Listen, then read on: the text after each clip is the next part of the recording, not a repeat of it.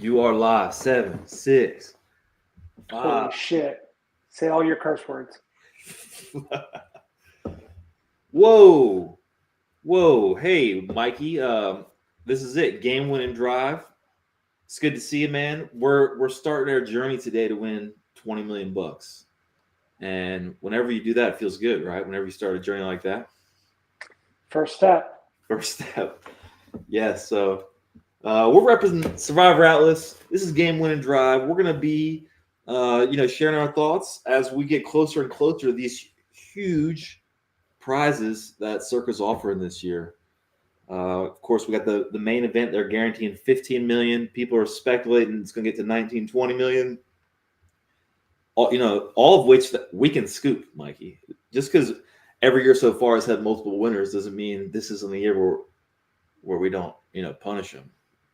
And of course, they got the Grandissimo, the 100K. I think that's over 20 entries now, trending toward 40, 50. And we're going to take a shot at that too. So there's a lot of money to win, Mikey. To add a little, wood to this fire, I have my own Survivor pool that I didn't tell you about, but my weekly poker game has put together one, and I think we're going to be anywhere from like 15 to 30 people. And we're looking at a 500 entry. So perhaps a little rake back if I don't cash the Yeah, that's what I love hearing about Survivor growing and just groups going. We should have a Survivor League. It seems so much more fun than fantasy. I say this every year. Beat my drum again. The Survivor experience. There's nothing like it, Mikey. We've played poker tournaments all over. The correlation between this and poker is, seemingly never ending. It's just there's so few decisions that can be made at a given moment, but the complexity is endless. So, poker is, check, bet, fold, but you have some people that are, 100 millionaires because they can do check, bet, fold better, and then some people that are negative. Yes. Also worth mentioning, in poker, pretty much no matter where you're playing, you're always battling against the rake. And Circa, they have these huge prize pools, and they're not charging any house fee. It's a dream for people trying to be sharp, getting an edge. I know, there's a lot of places you can play Survivor with and pay a big rake, but that's just not as good as what Circa's doing. I don't know if hopefully your local Survivor is not raking you too bad. I don't know if you guys are playing on one of those apps or just doing the Sleeper app or something has it, and it's free to run. So I'm just going to take 20% standard for putting it together, but there you go. Well, hey, if it gets big enough, dude, maybe next year Atlas can host it. And I know this is a fish comment, and you told me about this very early on, but you're already ahead of the game if you're simply committing to putting your pick in each week.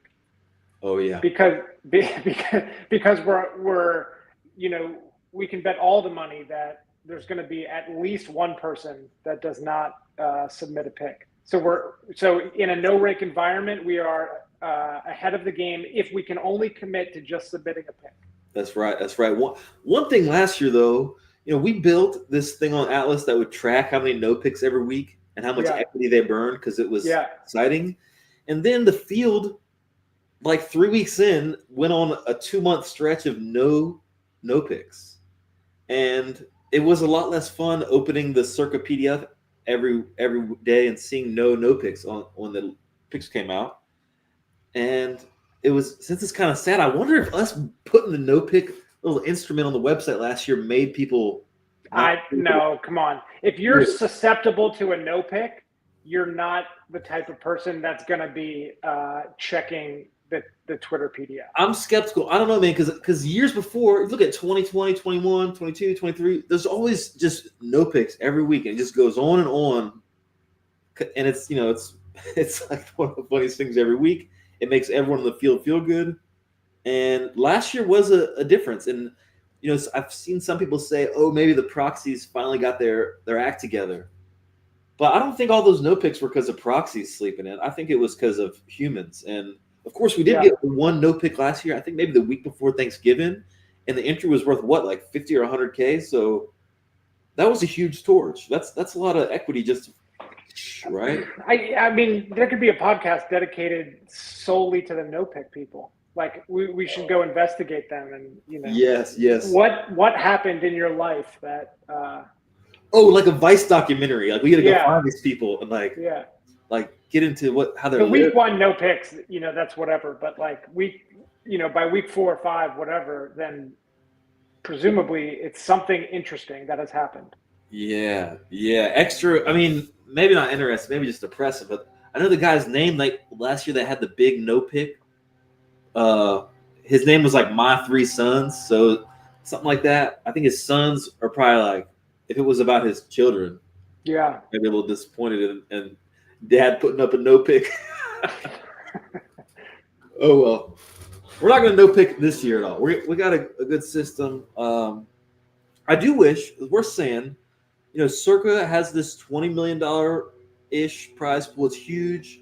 I really wish they improved the thing where you can see if you have your pick in or not, because I know as like a Survivor crazed person, and I have entries for myself and my family. We all play together, and since I'm their proxy and I'm like you have to log into the account and like see if your pick is in. Yeah. And then 20 minutes later, you're like, oh, like did I put it in? It's like the girls with the curling iron or whatever. Dude, I don't know that analogy, but I sense there's something. You don't know that women feel like they have left the curling iron on every time, or plugged in, and so you're going to whatever out to dinner and make you turn the car around because they feel like they didn't unplug the curling iron because it might start a fire and burn everything down or something like that. Yep. Dude, that's same for a no pick entry. But I wish I know this doesn't really matter. They're doing their own thing, but I wish they had a API or some type of website just to check if your pick is in for your entries instead of having to log in. And I guess it's to some extent my fate is in your hands as with my entry. That's true. So yes, I could die, I suppose, and then my pick wouldn't get in, or you could die and then my pick wouldn't get in. That's true. And so we're talking about proxy stuff. We're not proxying like as a public service this year, but I did mess up once with I switched my brother-in-law and my sister's pick on an entry once. So I do have a mark on my record on that, but that's beside the point. Well, that's light years beyond not submitting a pick. That one is like, a horrific train wreck. The other is like, getting served a wrong drink on the train. Right. I think it won the miss pick too. So, serves you right.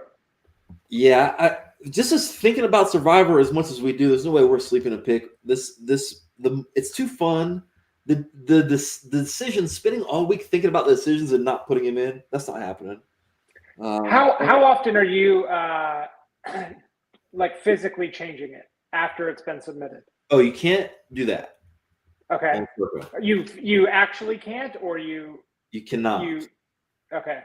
And I know that all the different proxy services, they have different websites, they have maybe different ways to do it, but since I'm only dealing with Circa, it's locked or not locked.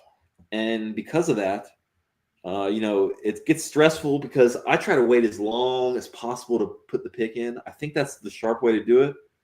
Putting it in early just kind of hurts your own equity. Oh, it looks like Mike just disappeared. I know. So in 2021, the year we won Survivor, there was a really big. Hey, welcome back. Sorry.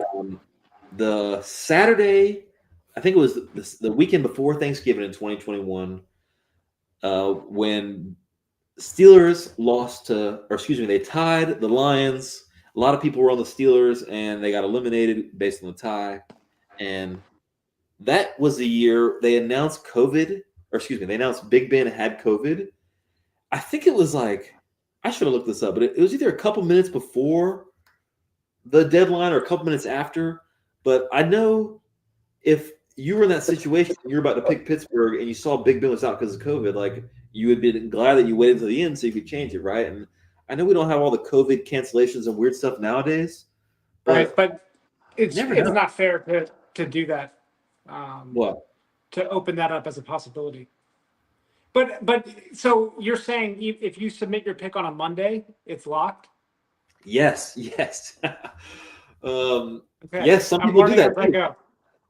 Some people do that too. I remember, I or one of the when we were deep, there was only a few people left, and we were trying to like move the markets around so the guy would take and leave us on an island, something like that. And then he did an interview a week later on VSiN and saying, "Oh, I locked my pick on Tuesday. I knew who I was taking," and that was shocking to me, being so deep in the year. You have six, maybe it was 7 figures of equity, and still turning in your pick days ahead of time. Like, what Yeah, if that's kind of wild. a bus crash happens? Like, obviously, it's not likely Yeah, that a plane crashes, but if it's like one in a trillion, just don't. just take it.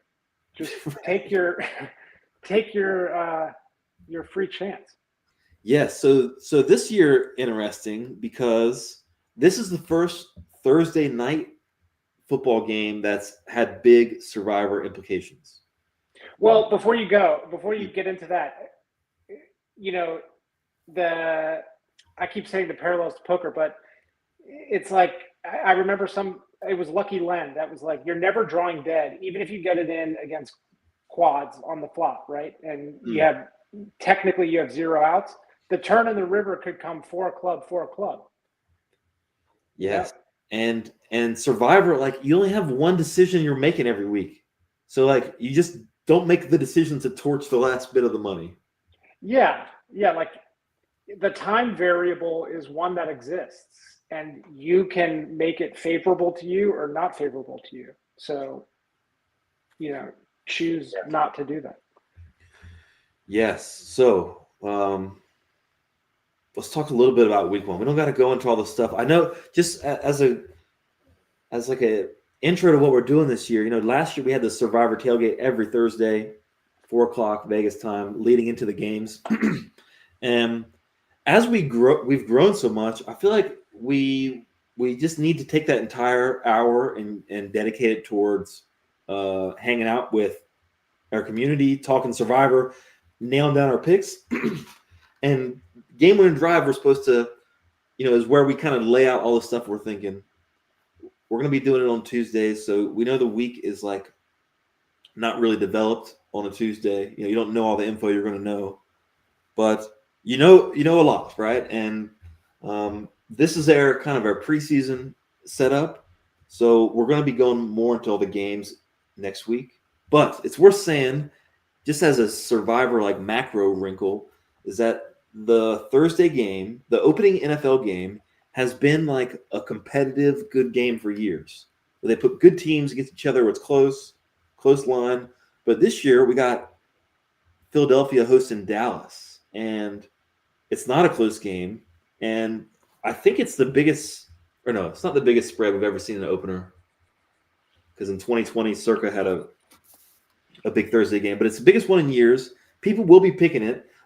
Some people are talking about the angle of, okay, well, maybe if 7, 8, 9, 10% of the field, which is 1,000, 2,000 entries, Yeah. if they're on Philadelphia and they lose that Thursday, then there's this kind of like dead money in the pool. It's not going to be a ton, but it might be 1,000, 2,000 entries if depending on how the numbers work out. Yeah. I mean, if we have no Eagles shares, then, you're rooting hard for Dallas in that situation. Right. Well, no, that every game you're rooting like, or I feel like last few years Survivor didn't feel like it started on opening NFL night because the game didn't have a big Survivor implication. Yeah. But this year it's like extra big implication because not only might it attract a lot of popularity, but also just the rebuy angle and seeing who's out there. Or you can rebuy in Circa if you bust on the Thursday or Friday opener game. I forget if we talked about this, Mikey, but I did not. Okay, so there's a Thursday opener, the Philly game, and the Friday opener. Is that the Chiefs in Sao Paulo, I think? Yeah. So if you lose on either one of those games, you can rebuy. So that it's the only way people an individual can get more than 10 bullets, right? Is that they bust them. I don't think that's going to impact that many people. Like, even if people have 100 entries lined up to rebuy, it's only like 0.5% of the field. So yeah, but somebody that's keen on getting like 100 entries isn't really concerned about busting in an effort to get 10 more. They could just find someone to put in 10 more. It's not like shouldn't be a huge issue. Yeah, maybe. I know. A couple people in our community did it last year where they fired off a couple entries in the early one, hoping to rebuy. My stance is when you do those plays where you pick a good team like Philadelphia and burn them, playing on rebuying, you're definitely increasing your chances of cashing. You're definitely increasing your chances of getting the blue jacket. But I think it's probably minus EV play. I think you're kind of like forcing it. But I think it'd be cool if everyone did it. We want to pump this price up to $50 million. We might need some rebuys and all sorts of tricks. We'll see. It's always funny. One thing too, we did our Bet Bash seminar a couple weeks ago at this point, and the 2 years we've done it, both years people come with ideas for how to improve Survivor. Like from a structural standpoint or as a player? Right, as a structural standpoint. Okay. Like, putting some payouts at the beginning, putting some payouts at the end, making a bubble happen, putting some money in people's accounts. Yeah. That is a huge issue. That there's no, Well, huge issue for what, man? Would that make you not play because you don't get paid for second place? Not me, but it certainly would make some people. It's kind of a qualifying thing for a qualifying league for Circa, where you only get crazy degenerates signing up for your free your no rate contest. Yeah, it's like I don't know. I wonder what they're like to casino hosts. They now have just a book they can compile and sell that book for right. Probably that's how they make up their no rake. Right. They just have a book of contact information for Looney Tunes people. Yeah. And they'll just sell that. That's yes, that's what they're doing. They're farming the degens, right? Yeah. But I'm okay with it. They can farm me. The way they keep growing this thing, it's been remarkable, and it keeps growing, right? It's another plus 50% year, and they're running back the documentary, the docuseries. I'm sure they're gonna have like just more big time people playing. Who knows what celebrities make it to Grandissimo? But they're pressing all the right buttons to gas this thing up. So 50 million prize pool doesn't seem too crazy to me. Yeah. I don't know. I think at that point they'd have to really start strongly considering the payout stuff. Some payout, yeah. I don't know, man. Like how many players do you think the World Series of Poker main event would get if they only paid the top 3 players?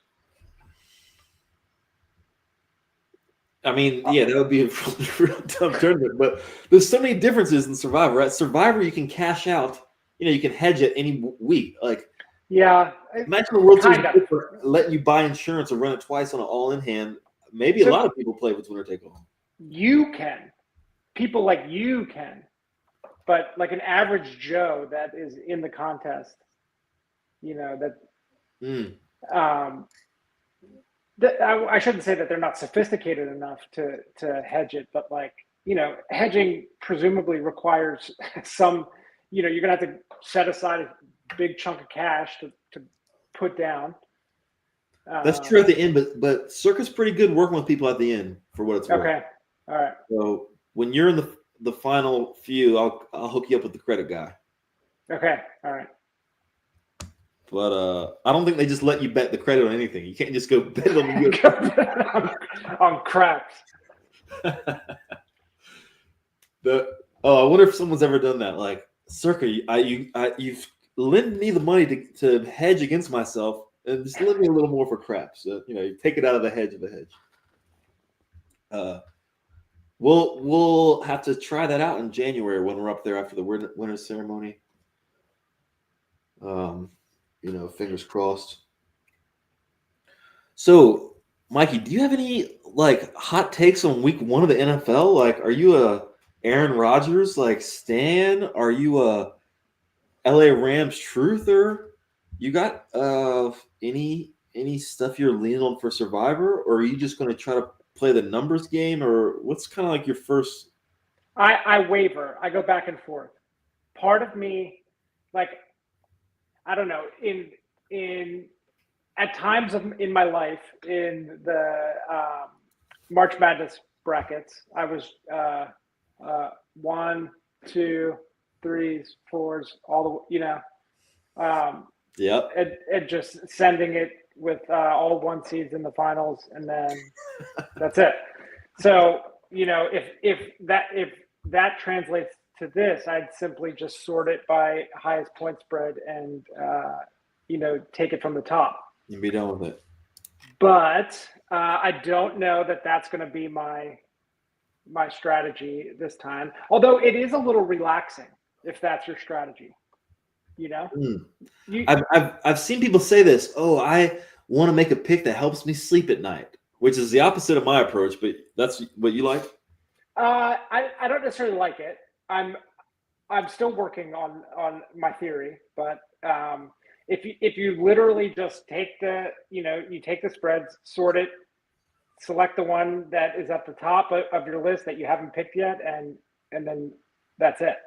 I mean, I know that there's factors that you need to get, you can't just box yourself out from a choke point like Thanksgiving or Christmas or whatever, and so that's certainly a factor. But there is some sort of peace of mind that goes along with removing the decision making, taking the decision out of your hands and leaving it to fate, I suppose. Right, kind of relying on that. But so all that is to say that if you're forcing me to take a a gut check approach and how I'm going to go that way, I'm intrigued by the Washington Commanders, and I'm intrigued by the Cincinnati Bengals. Yes. I just fired this up, and because whenever you say just look at the biggest winning team, I always want to just look at the biggest winning team, right? And you can see which ones are in the holidays. So it makes a lot of sense. Denver's going to be the most popular team. Even if Arizona gets to the same win percentage as Denver, I think there's enough of a is the word bias, or just there's enough of a kind of a collective conscious thought where people don't want to take road teams. Yeah, people even if the line is baked in, it's the same line. People go, oh, the road team is more dangerous. And I don't know. I've never put much stock into that. I get that historically there's evidence to back it up that the road team, it's worth 2.5, 3 points, whatever it is. But I don't know. I don't put much stock into that. I have a question for you that But I'm gonna take your question, but I just gotta say so many people are into thinking that as far as projecting the popularities, I feel like you got to factor it in. Like Arizona can't get number 1 because they're a road team, and enough people just get the road team like heebie-jeebies. If I was looking through it and I didn't have who was home and away, and then I reached a decision where I was like, okay, I'm this week I'm going with whatever the Rams. And then I come back and then I do see that they're away. Like that's never going to be enough to be like, oh, they're away. Shoot. Oh, I better look at this one again. Yeah. Because I mean, it seems like a good thing almost. Like if you think markets are pretty efficient, and people are scared of road teams and scared of divisional matchups, it gives you a little bit more value being on them. But when you lose with a road team in a divisional matchup, you feel like, oh, I should have. Yeah. All right. Here's my question for you. When you're looking at these things, Do you look more at bad teams or good teams? Ooh, good one, I guess. I guess the good teams. Okay, I'm the opposite. I go immediate to the bad teams I because I feel like good teams can lose, but like bad teams, winning is like, a tougher putt. I know on the map sometimes I like to order them by the worst team first, and Yeah, then try to find any row any week they're good, and kind of do that. I do that sometimes, right. but the bad teams, it feels like each of them have their own week, kind of, or not their own week, but they're not as relevant week in and week out. I guess my theory is that a middling team can beat a good team more often than a bad team can beat a middling team. All right. Well, I'll have to check your math on that, dude. But I don't need I don't need any you to go back and check. No analysis. All right. No, well, let's get the back testing. It's just I don't know back to it's just what I feel. All season long, Mikey, when you throw out some crazy theories, I might just back test them and put them right like in your face. So you got to be prepared. You tell me it's the exact opposite is what we're gonna find. That's good though to uncover stuff like that. That's gonna be disheartening. It's gonna be disheartening if I continue. If like my gut is leading me to all these theories and they're all wrong. Hey, we're all learning. Don't be too disheartened, man. All right. Let me jump off from that onto what we're looking at on screen here and thinking about good teams and bad teams. So this FSV right here, this is a new thing we're putting over, a bunch of different places on the atlas. FSV stands for future spread value. Future spread value is when you take a team's future, all their games, and you look at all the spreads. You don't have every spread. You might have to project spreads, but that's not too hard. And then you add it up. So a team that has minus 10 points every game, over 20 games, their FSV would be 200. Yeah. So sort FSV the lowest. We see Buffalo, Baltimore right here, the two. Yeah, that makes sense. It's like not the answer on who's better in the future, but it's a pretty good objective way to start looking at it. Obviously, the holiday stuff matters, and we have our own way of doing power ratings. But the FSV, the colors match up to the map on how strong or hard the future is. So if we're looking at the win percentage of week one, and then you glance over at the FSV, it's hard not to notice Arizona, Jacksonville, New England, Pittsburgh. These are like those bad teams you're talking about. Yeah. They're not like dumpster teams, but no one's saying those teams are going to win the Super Bowl, right? No one's gassing up those teams. They don't have great future spread value. That means they're not that useful in the future. And also, you can see they're not on the holidays. So week one, my brain automatically looks at those first and starts thinking, okay, I'm trying to win $20 million. I'm trying to set myself up long term. Why would I burn one of these teams with a sweet future instead of one of these kind of dumb teams? And of course, these teams are more likely to lose. You can see they're only 59%, but 70% and 59, it's a huge difference. Yeah. But it's not that huge, right? And if you get it through and you just so happen to, get lucky and have one of those go down, it's like a huge win. Yeah. So that's kind of like where I start off as when I'm picking teams or like where I'm going to go. Like I can be pretty sure Kansas City, they have one of the best futures. They're both holidays, and just don't need to pick that game. I think if you knew there was I think it's not definitely a mistake if the field's big enough to take Kansas City, but I think for most people, just don't take Kansas City. That's just not something you want to do, right? Anyway, this way of looking at teams is pretty cool. You can go through the future weeks and see how those are setting up too. Like week 3, we see Seattle doesn't have a great future from that point, but they're a big favorite. So, yeah, is that going to be the chalk week 3? You can start figuring this stuff out, where the chalk is all the different weeks, where you want to avoid it. And it's nice to just start going through it now. Even though the games don't start until next week, I think it's worth thinking a lot about this stuff. I might go too far, though. I don't know if Mike. Yeah, I might not go far at all with my point spread theory. Point spread, pick the top. Yes. All right, I'm not gonna. All right, let me close Alice. I'm not gonna go all mapping today. There's a lot of stuff to talk about mapping, but we're just not gonna do that this week. There's too many things, and we're early.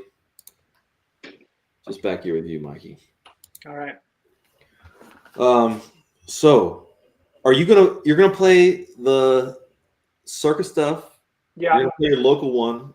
Yeah. Are the casinos around you? You haven't seen any of them mention Survivor stuff? I don't think so. That's a good question. I mean, the only one that's major is MGM National Harbor. Okay. And they might put something together, but I'm going to look into that actually, because if they have one, it's probably going to be like, 500 or 1,000, and I would happily do that. Yes, you might need to go down there personally, dude, and get them to fire one up. Okay. I talked to someone at the Circa Winners ceremony last week. Everyone there is happy about Circa just got this license in Missouri. I don't know if you've seen about this, but it's like kind of a big deal because they beat out people who are bigger companies because they have a cooler model. And anyway, talking about it, they said that Circa is not adding Survivor contests to these new properties. It's all about feeding the Vegas pool. So the Vegas pool becomes the biggest and stays the biggest in the world. And if MGM or someone wanted to try to get in there, I don't know it'd be exciting for us because we love playing Survivor and whatnot, but I'm not sure if they could get it that big. We'll see, I guess. Yeah, and I don't know. I'm guessing that if MGM does it, it's not going to, or it's going to be localized, and it's not going to be, compiling from all the other MGMs or something like that. I don't know, man. One thing worth mentioning is like the laws about these gambling and these skill contests. Like it might just take someone going for it and saying, we have a contest that's all the states can play. And you can play online or sign up anywhere. We remember what happened with poker sites back 2006, 7, where they just went everywhere and then they didn't stop until the DOJ said stop doing this. But in today's environment, I could see people trying to do that more. I don't know if that makes any sense, but I guess time will tell if Survivor pools start popping up.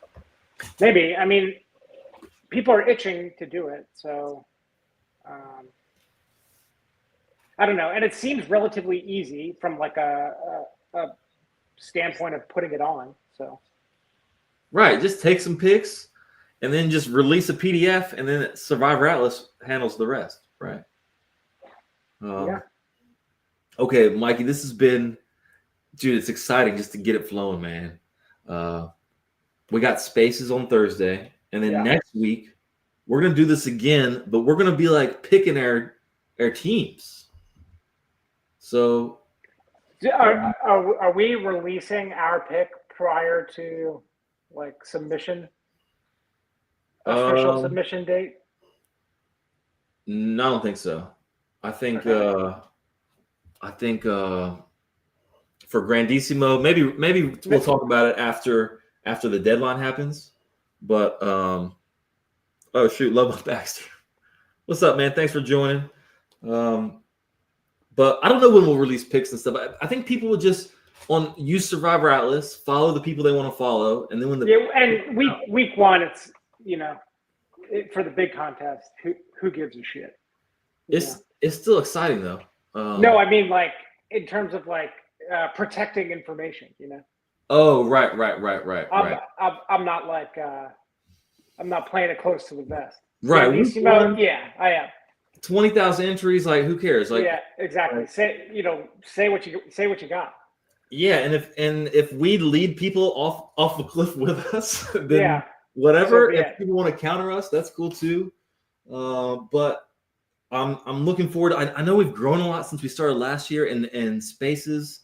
Everyone bring whatever you want to talk about, and we'll chop it up then, and we'll do it next week and next week and next week, and we're just gonna keep going until another Survivor Atlas member gets a blue jacket, because every year we've had winners, and we're gonna keep that rolling, man. Hey Gabe, the blue jacket's yours. Shooter's gonna choke. Green jacket, gold jacket, man. Who gives a shit? All right. Hey, let's do Thursday. See you Thursday. See you next week. Thanks for listening, and good luck. Stick with us. Assalamu alaikum. Inshallah.